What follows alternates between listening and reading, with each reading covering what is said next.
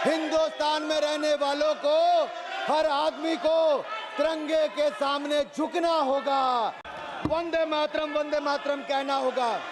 यकीनन मैं जानता हूं कि आजादी के लड़ाई में वंदे मातरम का नारा था, मगर अगर आप इसको जबर करेंगे तो ये संविधान के खिलाफ है। वफादारी का सर्टिफिकेट हमसे मत लीजिए, मैडम खत्म कर रहा हूं। वफादारी का सर्टिफिकेट हमसे मत लीजिए। आपके बुजुर्गों के कोई एक किताब में लिख के क्या लिखा है बता दीजिए, कहां पर क्या लिखा हुआ है।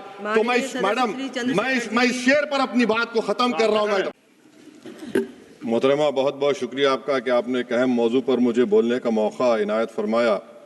और बड़े अफसोस की बात है कि बड़ी धूमधाम से हुकूमत की तरफ से इस बात को रखा गया, मगर 30 से ज़्यादा MP यहाँ पर मौजूद नहीं है।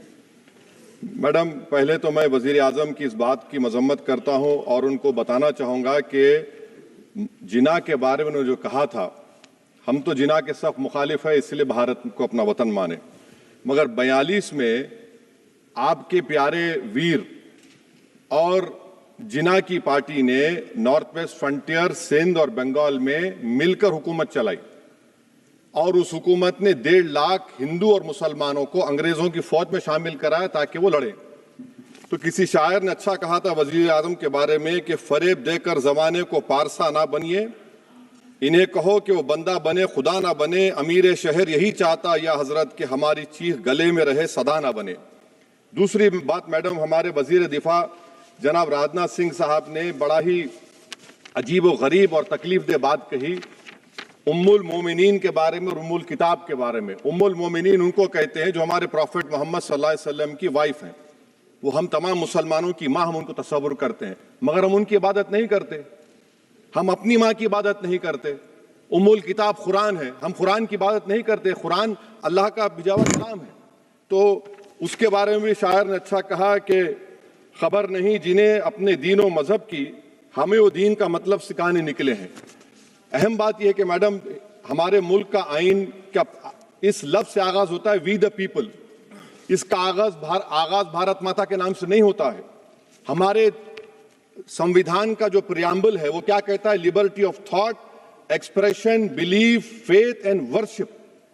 अगर दस्तूर का ये पहला सफा ये बात करता है तो फिर कैसे किसी शहरी को किसी खुदा, देवी, देवता की इबादत करने पर या सजदा करने पर मजबूर किया जा सकता है?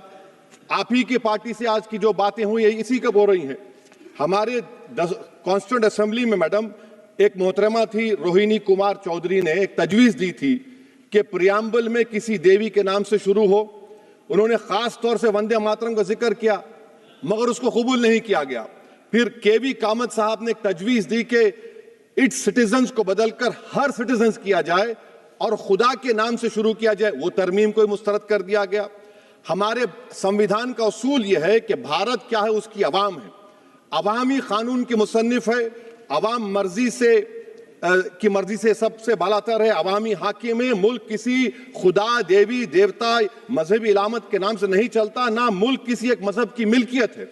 इसीलिए बाबा साहब अम्बेडकर ने क्या कहा था? उन्होंने मदर इंडिया के नजरिए को मुस्तरद किया। बाबा साहब ने एक नई इस्तिलाह वजह कर दी और कहा कि भैक्षित भारत, ये बाबा साहब अम्बेडकर ने कहा। अब मैडम, अगर मजहबी आजादी इस आइन का बुनियादी उसूल है तो सवाल यह पैदा होता है कि उस वक्त हमारे जो कॉन्स्टिट्यूंट असेंबली के प्रेसिडेंट थे जनाब राजेंद्र प्रसाद साहब ने किस बुनियाद पर वंदे मातरम को कौमी तराना करार दिया?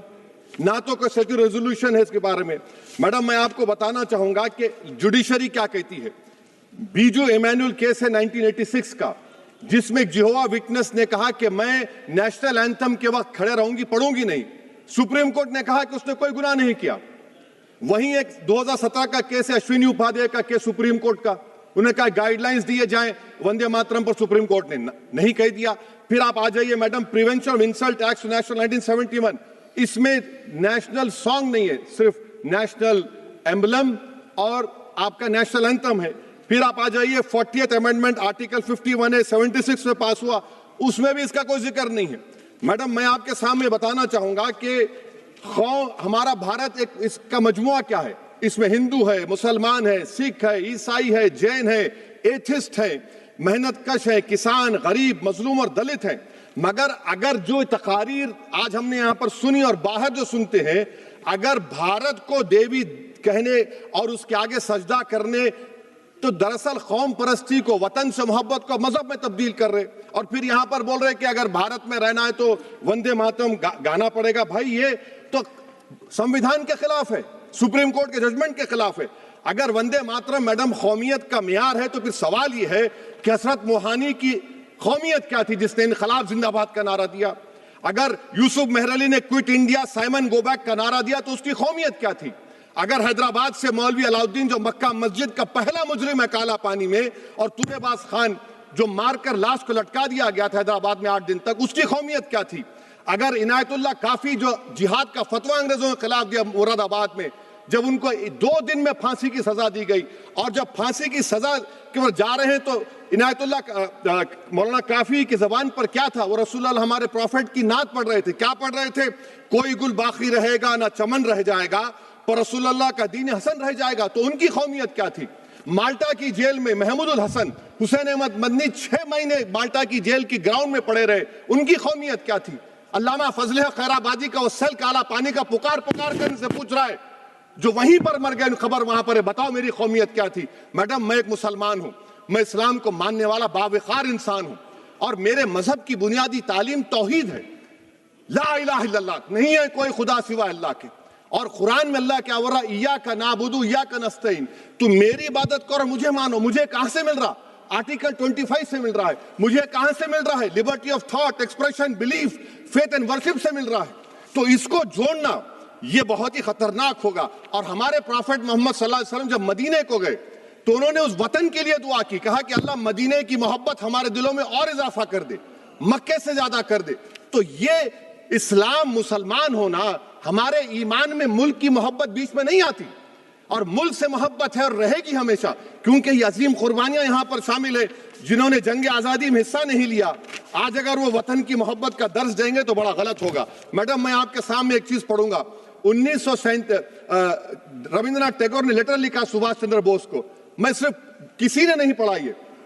क्या कहा टैगोर साहब ने? But parliament is a place of union for all religious groups and there the song cannot be appropriate.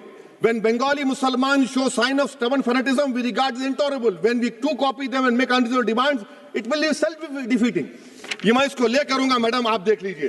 फिर दूसरी तरफ मैडम आप आ जाइए, मैं यहाँ पर बैठकर, हाँ जितने तकारीर यहाँ पर हुए सब जनगण मन पर तनकीद किए, तो मैडम मुझे ये कहना पड़ेगा कि जनगण मन पर आप लोग इतनी तकलीफ क्यों उठा रहे हैं?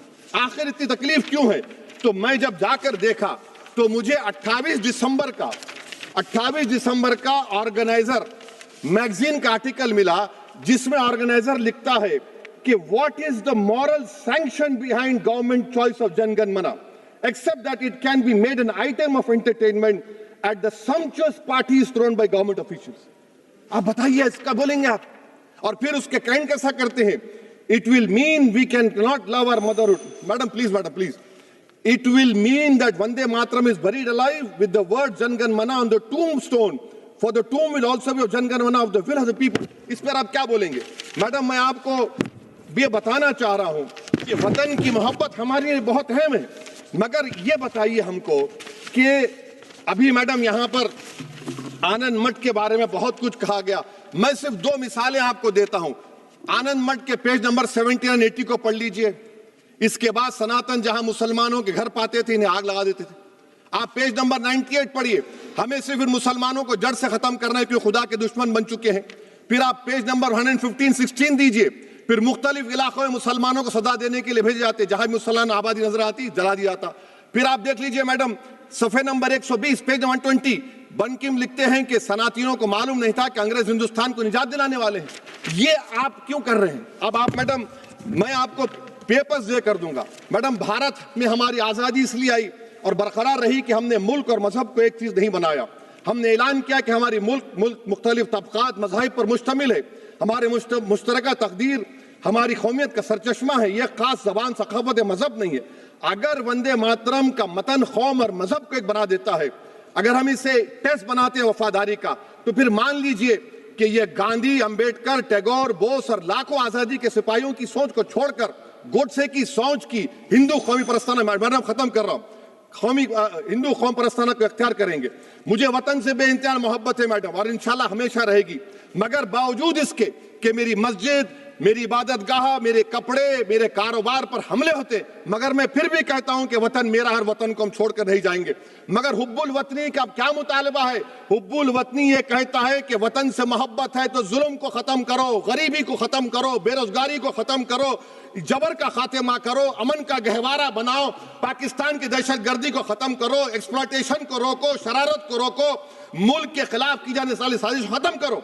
मैडम, भारत एक चमन है जहां पर हर फूल को खिलना चाहिए, और अगर कोई इस फूल के अगर पूरे फूल खिलेंगे तो उसकी खुशबू से ये वतन मौतर होगा, मगर अगर इस चमन का माली ये कहेगा कि एक ही फूल खिलेगा, तो मैं जिम्मेदारी के साथ कह रहा हूं, अगर एक ही फूल खिलेगा तो वो सहरा बन जाएगा और माली माली नहीं रहेगा, वो जल्लाद कहलाएगा। तो इसीलिए मैडम, हम उम्मीद करते हैं कि हुकूमत इस पर जोर जबर ना करे। मेरा राइट है, यकीनन मैं जानता हूं कि आजादी के लड़ाई में वंदे मातरम का नारा था, मगर अगर आप इसको जबर करेंगे तो ये संविधान के खिलाफ है। वफादारी का सर्टिफिकेट हमसे मत लीजिए मैडम, खत्म कर रहा हूं, वफादारी का सर्टिफिकेट हमसे मत लीजिए। आपके बुजुर्गों के कोई एक किताब में लिख के क्या लिखा बता दीजिए, कहां पर क्या लिखा हुआ है। तो मैं मैडम, मैं इस शेर पर अपनी बात को खत्म कर रहा हूं मैडम, मैं इस शेर पर अपनी बात को खत्म कर रहा हूं मैडम, मैं अपनी बात को खत्म कर देता हूं मैडम, क्योंकि आप बहुत जल्दी में हैं।